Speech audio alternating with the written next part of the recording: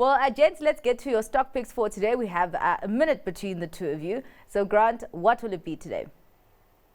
So I'm building on the view, the improving outlook in South Africa, a little more optimistic with a 12-month outlook. I like AVI. I think it's proved incredibly resilient in holding on to its margins through this really tough cycle. We've seen it outperform all the other food producers. And I think as food inflation drops off, they're going to recapture some of their old margin.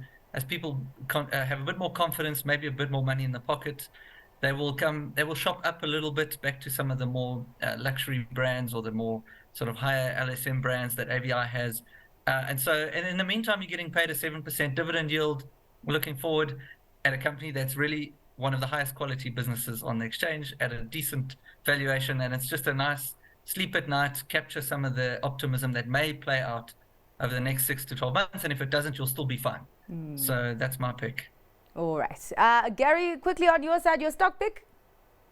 No, I'm going for my research team is going to hate me for this one because we were debating it at length this morning. But yeah, I'm going to go with GrowthPoint. So I'm going to kind of build on our theme that we're talking about today about, almost the safer property option.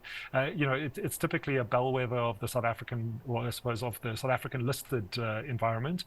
It's not necessarily just South African. So, about 62% of its assets sit within South Africa, 30% in Australia, about 8.5% in the UK. So you do have that kind of spread. It does have obviously an office component as well within the portfolio, but kind of looking at consensus estimates, I mean, we're looking for at least sort of 12 or 13% upside over the next year, and it also comes with a chunky kind of 12% forecast distribution. So that's reasonable. That's above what you can expect from the market on average, and I think in a falling interest rate environment that we could potentially have over the next 3 years, I think that it will. I think you're going to do well with it, and as Grant said earlier in the show, it's these property REITs are maybe a safer option than some of the others. So I'll play it safe today and go with GrowthPoint. All right. Well, thank you so much for your time and for your analysis today, gents. Really, really appreciate it. That is all for Stockwatch this evening. Thanks to our guest Gary Booysen from Rand Swiss and Grant Nader from Benguela Global Fund Managers. Coming up next, The Close. Stay with us.